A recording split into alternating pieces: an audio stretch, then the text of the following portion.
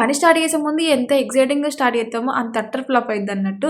ఇంతకీ ఏం జరిగిందో తెలుసుకోవాలంటే వీడియో మొత్తం చూస్తే మీకే అర్థమైతది. పొద్దుగాల వీడియోలో అయితే చెప్పినా కదా! బియ్యం అయితే పట్టించుకురావాలని చెప్పి బియ్యం పట్టించుకొచ్చిన పిండొచ్చింది. అంతా మంచిగానే ఉంది గానీ నేనేమనుకున్నా ఈ సకినాలయితే పిల్లలెక్కువ తినరు. నేనెక్కువ తినము. ఏదో పండగ కాబట్టి చెయ్యాలని చేసినాము. ఇంకా కొద్దిగంత సైడ్‌కుంచేసి దాంట్లోనైతే అరిసెలు చేసుకుందాము అని నేననుకున్నా. కానీ నేనొకటి అనుకుంటే ఒకటయింది. ఇంకా ఈ పిండనేది మెత్తగా కావడం వల్ల అరిసెల కోసం ఉంచిన పిండంతా సకినాలకే అయిపోయింది. ఎంత సకినాలు చేసినా నా పానమంతా అరిసెల మీదనే ఉంది. ఇంకా ఈ సకినాలకు నాకు అస్సలు పడదనుకోరి. తినను తిన, చేయను చెయ్య.